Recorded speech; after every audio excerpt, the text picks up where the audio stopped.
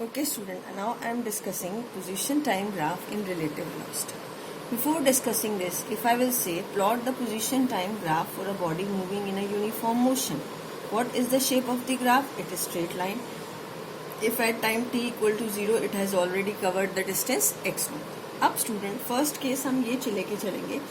Two bodies are moving with the constant velocity along v1 equal to v2 और magnitude हम ले रहे हैं same, right? Because they are moving along a straight line path. Clear student? अब इसको explain करने के लिए, इस position time graph को explain करने के लिए एक example लेते हैं. Suppose you and your brother starts from your home. Suppose your brother starts earlier. अगर वो पहले निकला तो ऑलरेडी ऑटोमेटिकली वो आपसे क्या होगा, आगे ट्रेवल कर चुका होगा, right? Suppose at time t equal to 0 उसने कितना डिस्टेंस कवर कर लिया, x02, right? This is for your brother.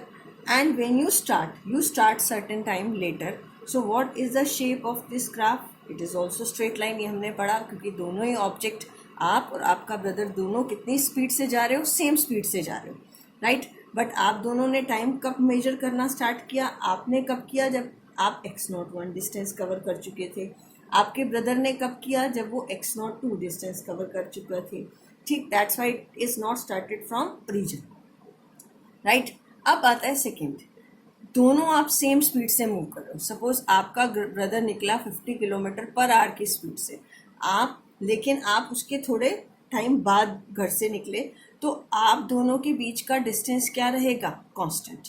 ये सेपरेशन क्या रहेगा? कांस्टेंट. 50 किलोमीटर.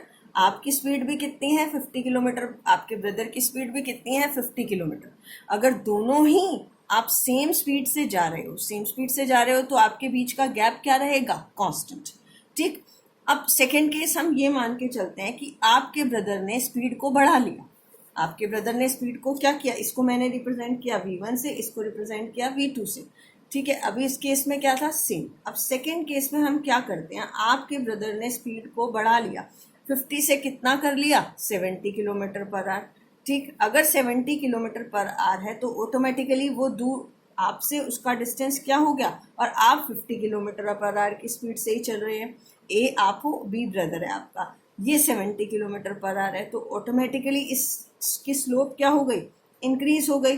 और आपके ब्रदर के बीच का सेपरेशन क्या होता जाएगा? इंक्रीज, क्योंकि ऑटोमेटिकली उसकी स्पीड क्या है? ज्यादा. अब थर्ड केस, इस केस में क्या था? v2 is greater than v1. Third case में हमने कहा अगर v2 लेस देन v1 है, इसका मतलब जब आपका ब्रदर चला सेकेंड ऑब्जेक्ट और आप घर से चले, आपने अपनी स्पीड को क्या कर दिया? बढ़ा दिया. आपकी स्पीड सपोज हो गई 80 किलोमीटर पर आवर और आपका ब्रदर जो है वो कितनी स्पीड से चल रहा है? 70 किलोमीटर पर आवर की स्पीड से. Student, I am plotting it on the next page. तो in third case v2 is less than v1, यानी सेकेंड वाले की स्पीड क्या है? Less than. सपोज आपका ब्रदर कितनी स्पीड से चल रहा है? 30 किलोमीटर पर आवर की स्पीड से, राइट?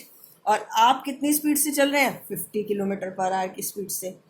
ये ए और आपका ब्रदर कितनी? 30 किलोमीटर पर आवर. तो निकला वो घर से पहले था, कौन? आपका ब्रदर. लेकिन आपकी स्पीड ज़्यादा होने की वजह से आप उसको क्या कर लेंगे? ओवरटेक. तो ये क्या बन जाएगा आपका?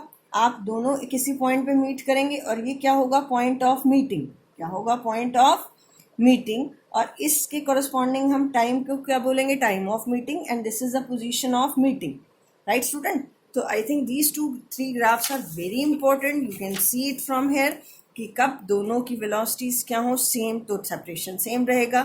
अगर सेकेंड वाले ने अपनी स्पीड बढ़ा दी तो ऑटोमेटिकली उनके बीच का गैप क्या हो गया? इंक्रीज. थर्ड केस में सेकेंड वाले ने अपनी स्पीड को क्या कर दिया? कम. तो अब ये तीनों कहाँ मिलेंगे? एक पॉइंट ऑफ मीटिंग पे. दोनों कहाँ मिलेंगे? एक पॉइंट ऑफ, क्योंकि सेकेंड की स्पीड कम है और फर्स्ट की स्पीड ज़्यादा है, आपकी स्पीड ज़्यादा है, तो आप ऑटोमेटिकली उसे ओवरटेक करोगे और क्या बन जाएगा? ये point of meeting, right student? I think these three graphs are clear to you. In the next video I am telling you how we can find the relative velocity of object in the same direction. Thank you.